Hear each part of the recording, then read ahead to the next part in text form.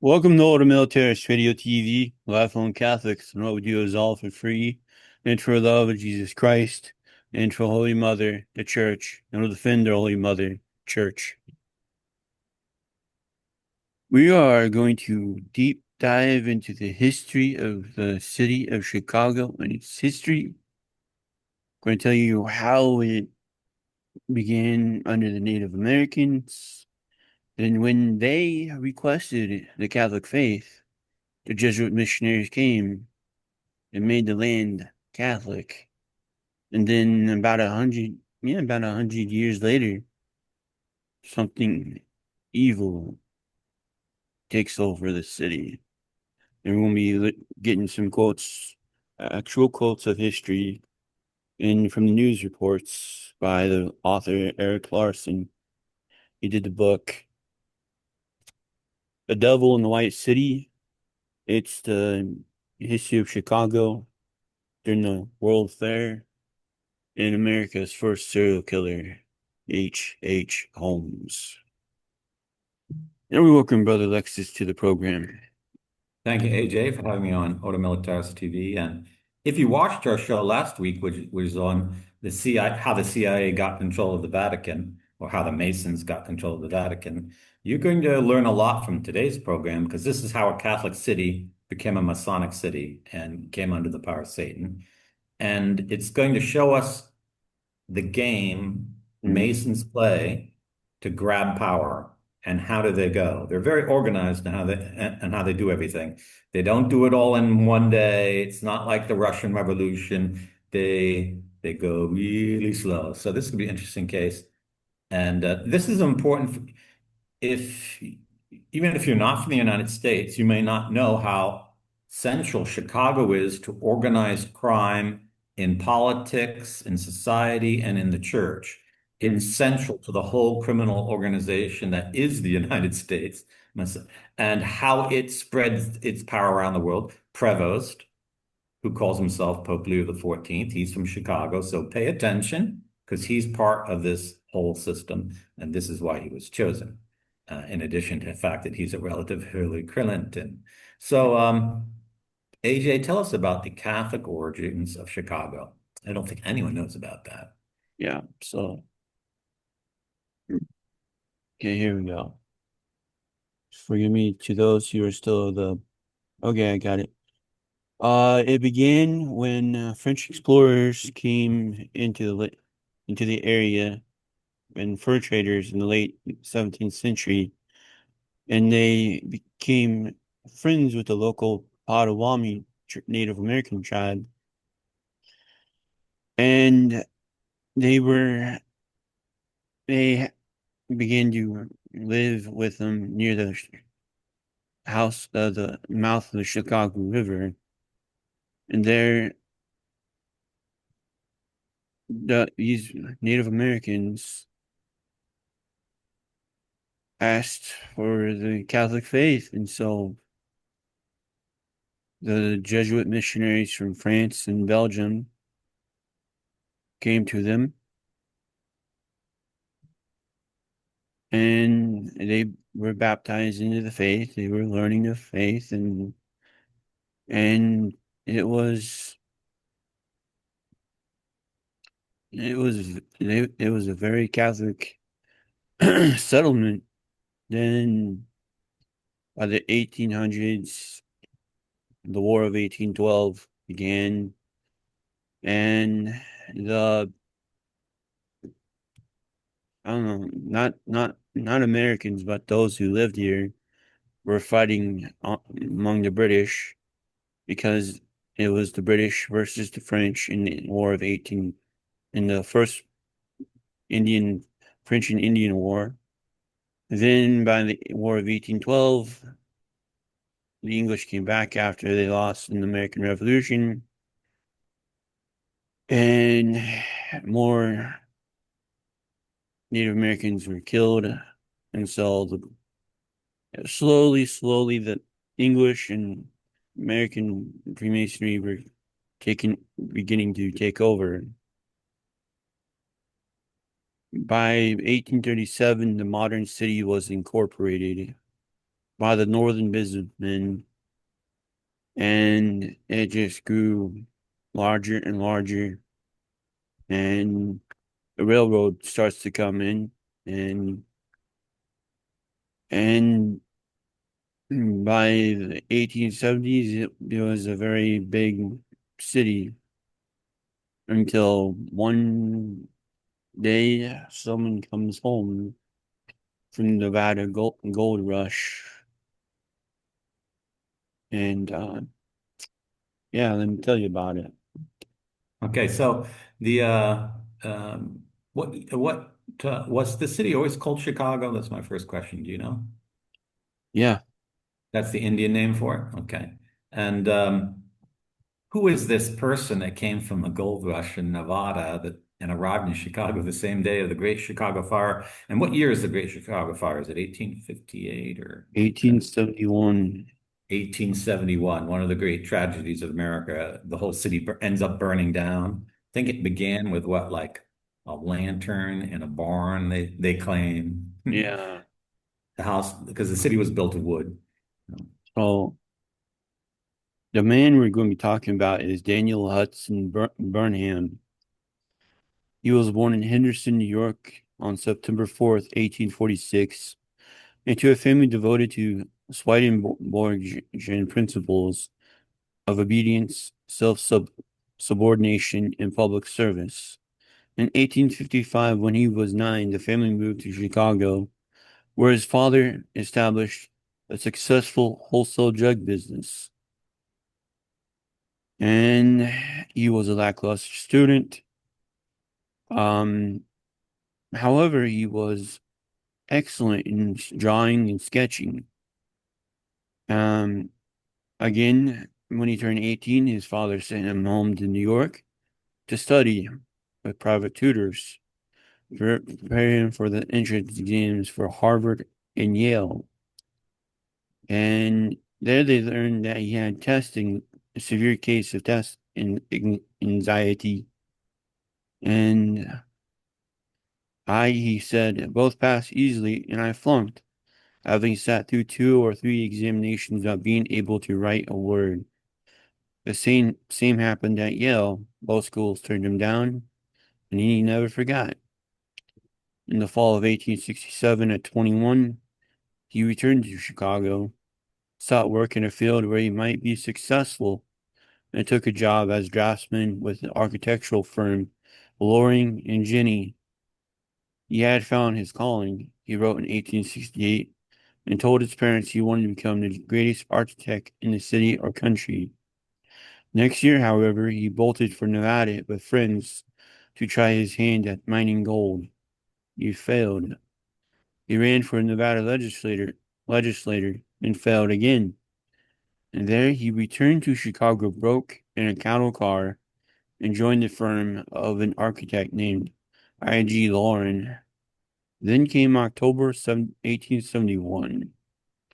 A cow, a lantern, confusion, and wind. The Great Chicago Fire took nearly 18,000 buildings and left more than 100,000 people homeless. The destruction promised endless work for the city's architects, but Burnham quit. He sold his plate glass, failed, became druggish, quit. There, there is, he wrote, a family tendency to get tired of doing the same thing very long. Then, in 1872, he was Burnham's father introduced his son to the architect named Peter Witt, Wight. He admired the young man's skill at drawing and hired him as draftsman. Burnham was 25. He liked Witt and liked the work. He liked especially one of Witt's other draftsmen, a southerner named James Wellborn Root. And so, a year after the fire, he finally settles down, finds a job, and stays on for the rest of his career. Now, why are you focusing on this architect? What does he end up becoming? he figures out with this root guy how to build the skyscrapers. Mhm. Whenever they had to build something tall, they had to put in uh, caisson caissons deep into the ground in Chicago. Yeah, because Chicago's built on a swamp, so it's a soft ground like And so Venice. whenever they built the caissons, the workers, like they were diving deep into the ocean, got the bends and died. Mm. And the businessmen had no care for them. They says, okay, so the next one's down.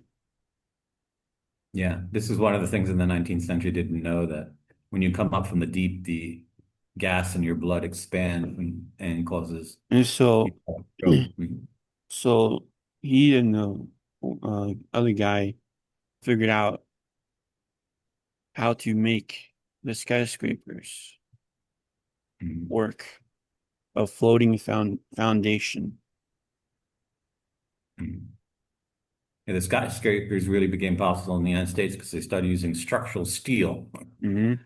and rock. I think it was I forget what billionaire industrialist was behind that, the one who controlled U.S. Steel.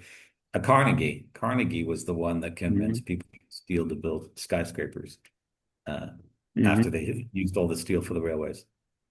And does he just remain an architect, or is this man a Freemason? Is he a member of some secret society? Um, this Eric Larson doesn't really say, but he becomes rich and powerful and goes to some of the what is now the elite neighborhoods and outside of the city of on the outskirts of the city of Chicago and buys a nice home. Mm. And in Chicago at this time there was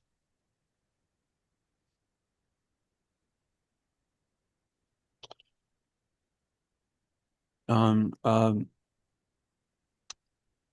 a club,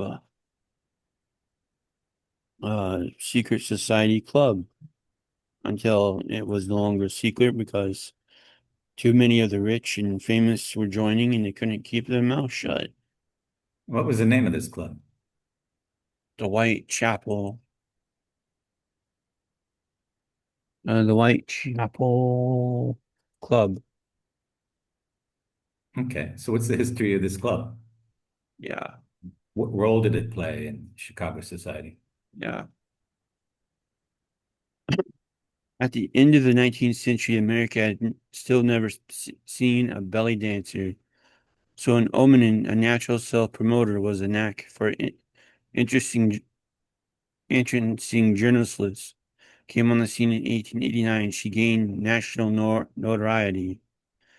But it was one particular encounter at a secretive Chicago newspaperman club, now known as the Coffin Dance, that made the belly dancer as its members of Whitechapel infamous. It was, in fact, a regular chamber of horrors, far worse indeed than anything I have witnessed before. There was nothing else but skulls and bones and coffins. Diablo, opening dramatically described the club's quarters to the San Francisco Morning Call on June 10th, 1893.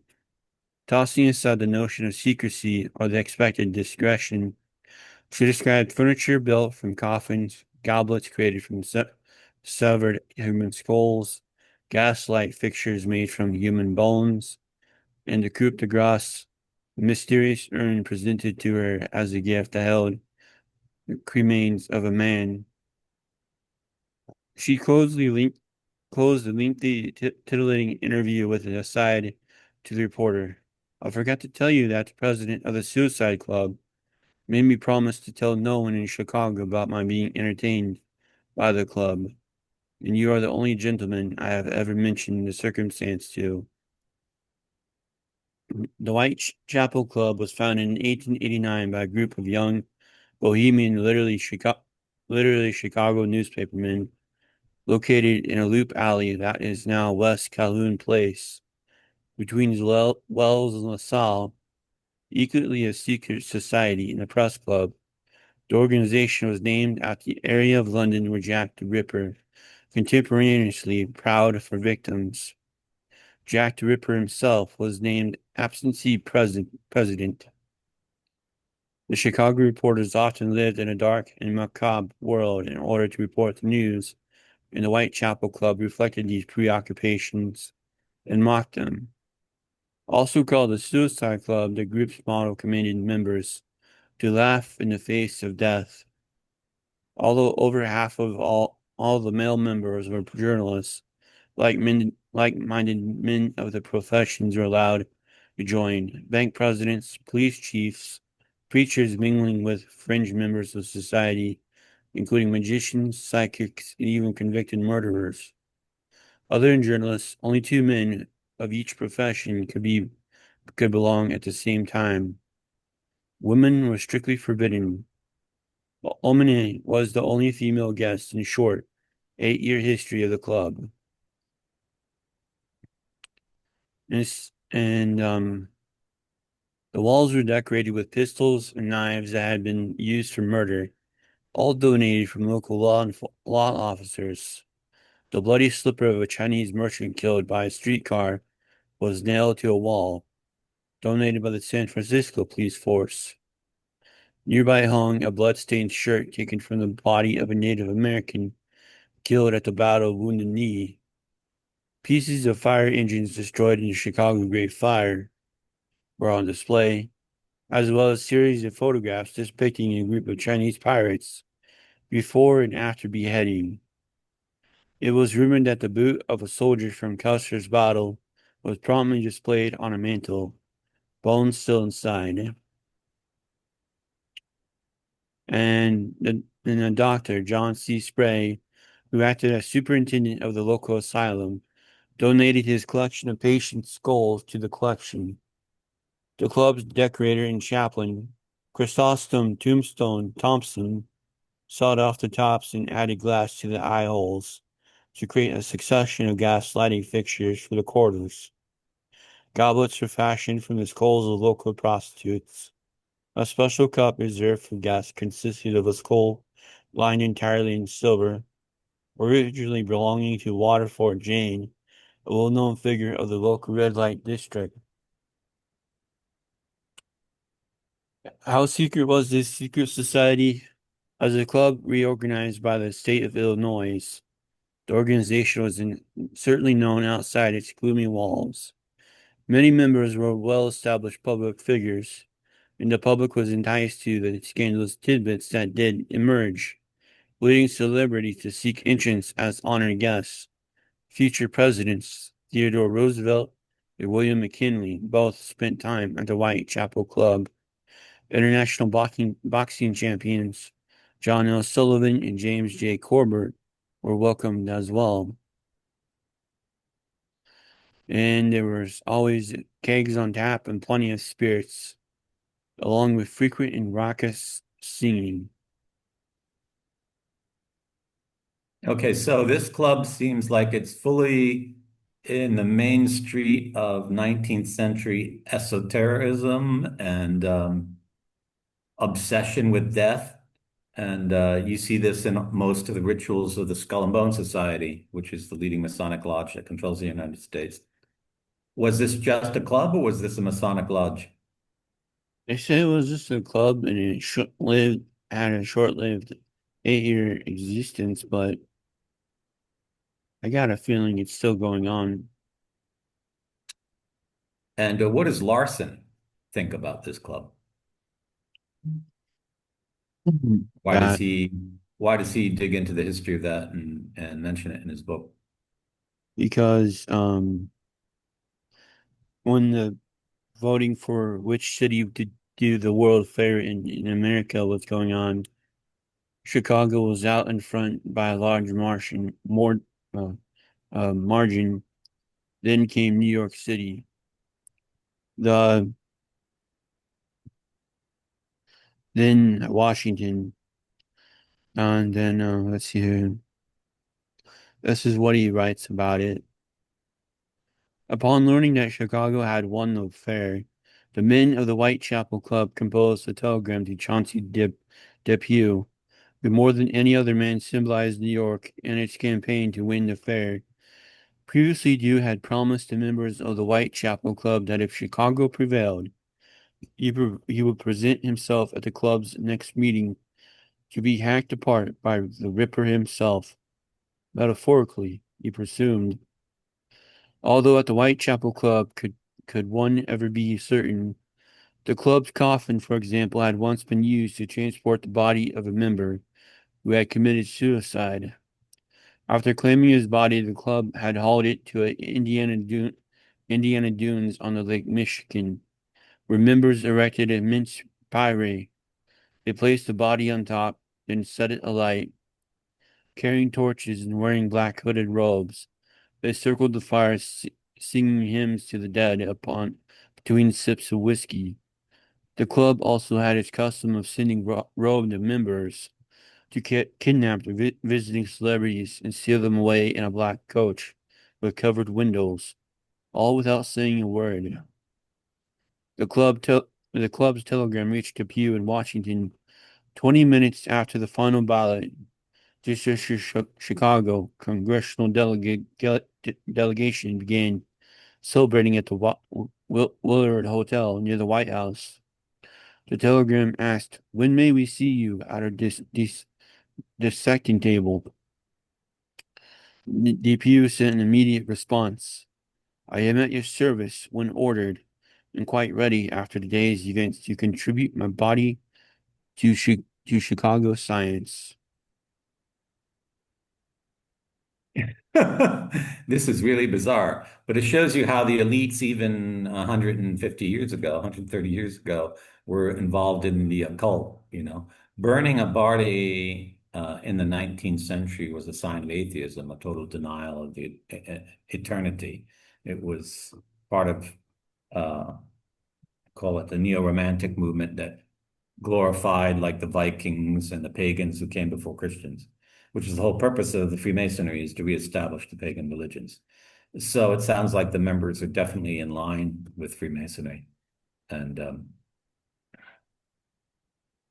And that club, about before it supposedly ended, uh, was it was still around long enough for it to be connected to the Sicilian mafia who arrives in Chicago.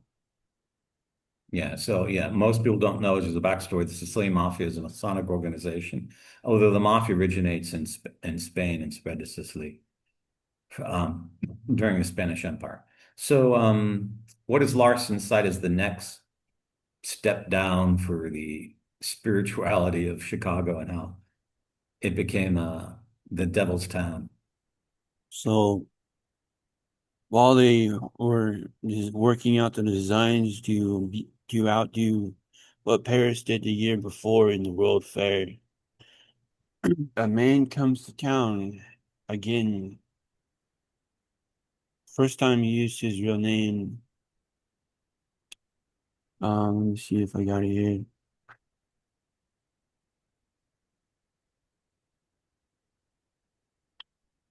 Da, da, da, da.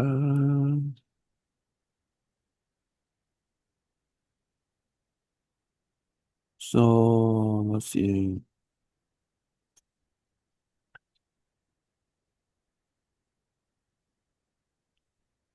So his last name was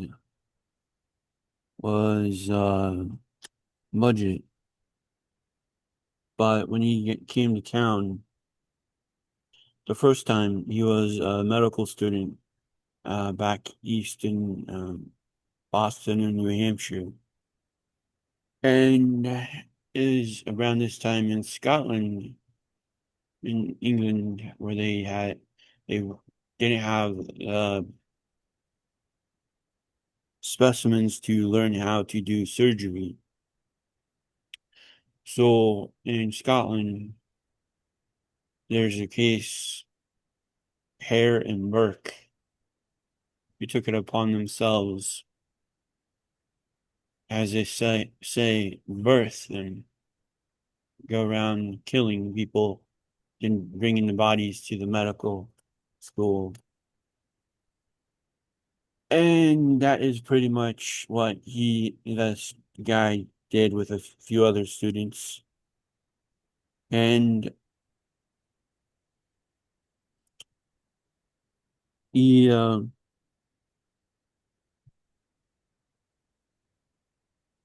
he, he took, uh, he got bodies from Wisconsin, bodies from, I think, Minnesota. He had them stored, and then he, in places that had ice at the time to keep them cold. And he shipped them back east for the medical school there. And then he went to Chicago where he did his first possible killings, get a few more specimens for the school back east. And there he passed and became a doctor. And then he comes back to Chicago. There was this drug pharmacist that is ran by two elderly an elderly couple. The husband was very sick up in the apartment near death, and it was just his elderly wife taking care of the place and doing everything. And he comes in, "Hello, ma'am. I see you have a sign in the window saying help wanted, but let me make you a deal. You can go and just take care of your husband, and I'll take care of the store for you." And she's like, "I have to talk to him because everything's in his name." "Of course, man." She goes up there, supposedly talks to the husband, and then she isn't seen ever again. What did he do? Kills him. He killed them both. So And what the does he do? End up running this pharmacy? hmm and then he builds up clientele, he builds up wealth, but in reality, he didn't need the wealth. He was already wealthy when he arrived in Chicago the second time as H. Holmes. And there he went looking for a place to build what become his castle, where he will kill during the World Fair. Now, this Mudgett guy, also known as Holmes, so he's like the Jack Ripper of Mhm. Chicago. How many deaths are attributed to him? Yeah, let me look it up. Roughly. Let's say over 100.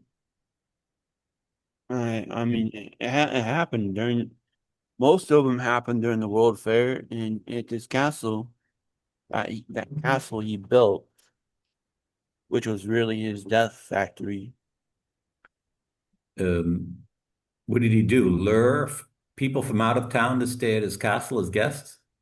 Yeah, and it's kind of odd, but that's how Larson starts off the book on how easy it was to disappear. I don't want to read this because it goes right into it. 1,000 trains a day entered or left Chicago. Many of these trains brought single young women who had never been or seen a city but now hope to make one of the biggest and toughest their home. Jane Addams, the urban reformer who founded Chicago's Hull House, wrote, "Never before in civilization have such Numbers of young girls been suddenly released upon the protection of the home, released from the protection of the home, and permitted to walk unattended upon the city streets and to work under alien roofs. The women sought work as typewriters, stenographers, seamstresses, and weavers. The men who hired them were, for the most part, moral citizens intent on efficiency and profit, but not always. On March 30th, 1890, an officer of the First National Bank placed a warning in the Helps Wanted section of the Chicago Tribune to inform female stenographers of our growing conviction that no thoroughly honorable businessman who is in this side of Dodge ever advertises for a lady stenographer who is a blonde, is good looking, is quite alone in the city, or will transmit her photograph. All such advertisements upon their face bear the marks of vulgarity, nor do we regard it safe for any lady to answer such unseemly utterances. The women walked to work on streets that angled past bars, gambling houses, and bordellos. Vice thrived with official indulgence.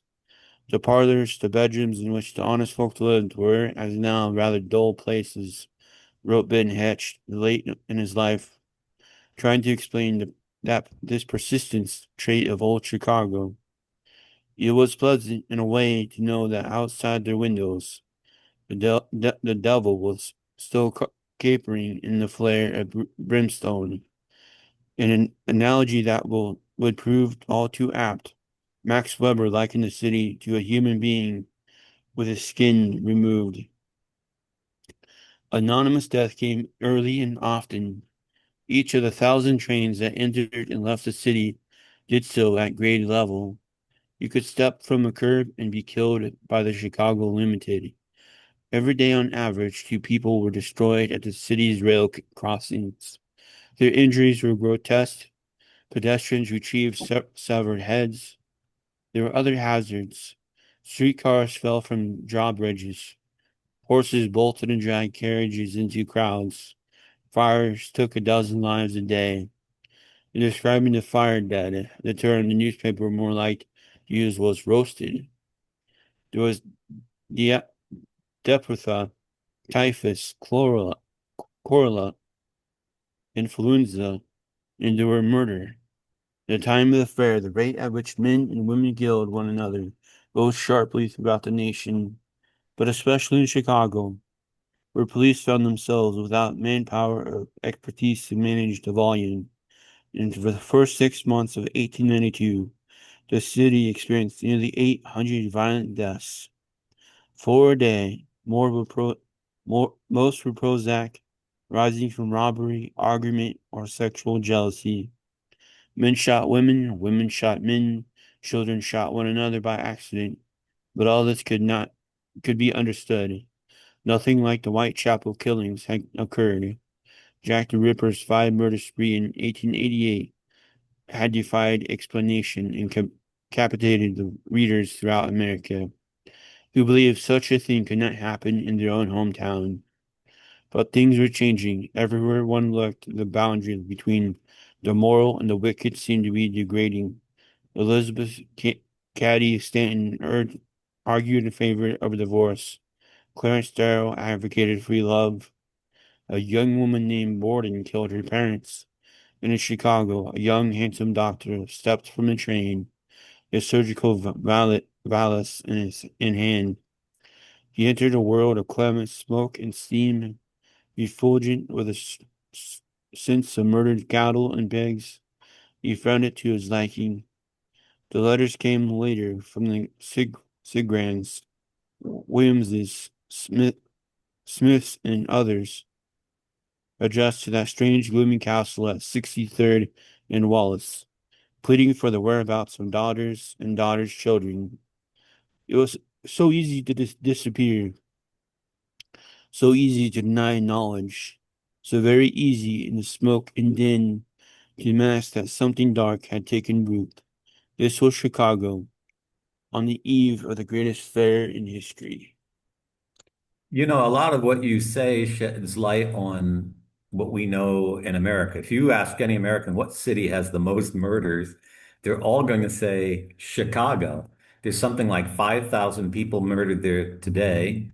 It's an unusual phenomenon among all the cities of the United States. But to hear that this goes way back to the 1890s, it's bizarre, you know. Hmm. Chicago was the center of the meat industry, so they had big stockyards and big slaughterhouses where they killed the animals and then shipped the meat by rail all around the country. And that's what ended basically the local butcher shops in the United States. We almost have no local butcher shops Hmm. because of that. But this obsession with death in Chicago and the fact that the authorities of the town, of the city, don't seem to have any intention to stop it or even know how to stop it. So this is um, this is really bizarre. The other fact you mentioned is that this Holmes midget guy came to town using one name and then came to town using another name. This is exactly what Prevost's grandfather did. He Hmm. comes to the town with the name Rigitano, dumps his wife and shacks up with another woman, goes to New York, and he changes his name to her um, maternal mother.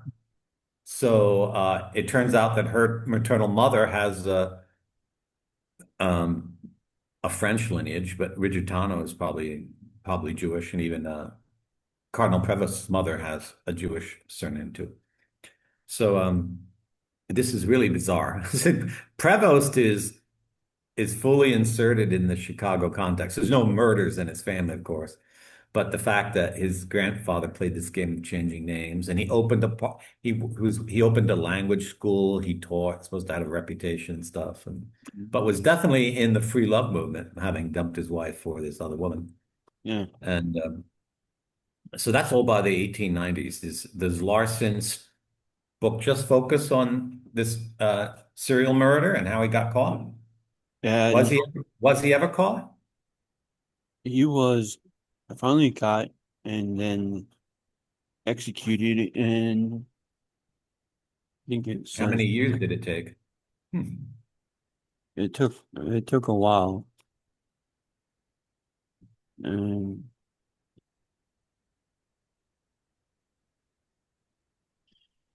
about six. He got finally arrested and caught in 1896, and this is what his confession was. I was born with a devil in me. I could not help the fact that I was a murderer, no more than a poet can help the inspiration to sing. Dr. H. Holmes, Confession, 1896.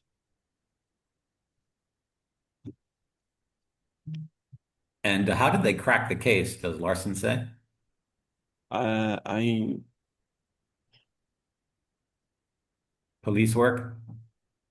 yeah, finally, police work. They Hmm. finally get it together and get tracking all his movements. Now, was he a member of this Whitechapel Club? Doesn't say, but he would fit in. Hmm. And he And took the name Holmes. Was Holmes his real name, or is this the name he assumed? the name he assumed. Okay, after Sherlock Holmes, who was a famous literary character of the 1880s, 1890s because of the short stories written in England about him. So, Yeah. Then we get where the mob comes in about the so-called end of the Whitechapel Club, and they start, taking over north side, south side, and then we get into some of their local famous residents who was an archbishop. yeah, so the ecclesiastic mafia in the United States is headquartered out of Chicago, for those who don't know. And now you see the connection, you know. If you cross them, you end up dead. There's a famous priest of Illinois, Father Kuntz, I think he was, and he gathered all the information proving that Cardinal Bernardin was a serial sexual rapist. And he gave it to a friend to give personally to Pope John Paul II. And Pope John Paul II evidently gave it back to Bernardin. And within 6 weeks, Father Kuntz was stabbed to death in his rectory. And to this day, the police of Chicago have never solved the case. So if you think John Paul II was a saint, you should read about the Father Kuntz case. And no one in the Catholic press in America talks about it. Yeah. They don't talk about it. And there's that famous journalist who befriended us about a couple months before he died, George Newmeyer. George Newmeyer. And he started doing videos where he openly went after the mafia, and he was railing against the crooked Cardinal of Washington. And I told him, don't do that. He was going up to the door of this guy and harassing him and saying, "Where has all the victim stuff?" And I told him, don't do that because you'll end up dead. You don't know what you're dealing with. And within 30 days, he was dead. Yeah. And how did they arrange it? He got hit up by this woman from Ivory Coast who said, "Come down here and marry me." And he fell in love with her. And as he was going there, he was stopped by customs in the United States and said, "The vaccines you took aren't sufficient. You got to take a second dose." So that his total immune system was wiped out, and he was 3 days in that country, and he died of malaria, a thing that never happens to anyone.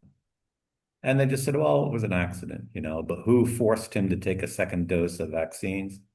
Who hooked him up with this black lady of Ivory Coast?" Mm-hmm. Um, it's pretty obvious how they did it, but it shows you the power these people have. It's even inside the U.S. government. Yeah. And we have Archbishop Marcinkus from the South Side. Yeah, he's from the South Side of Chicago. Now, the book you read from AJ, what's the title again?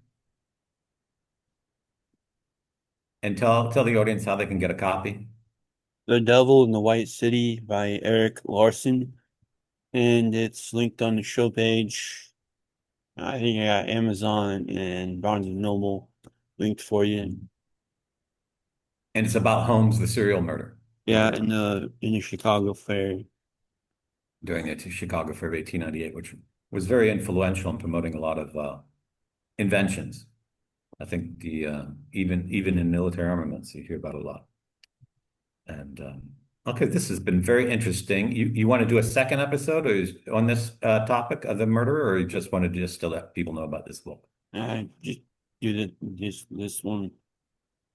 Okay. And we have another one on John Henry Weston on Wednesday coming up because there's a lot on what's going on with him. Was he fired? Was he not? What's going on? So we take a look at that. And so please like and share this program on Rumble, Odyssey, BitChute, and the website. And and please share these programs wherever you can. And uh, and this is Order Militaris Video TV signing off. Deus Volt. Deus Vult.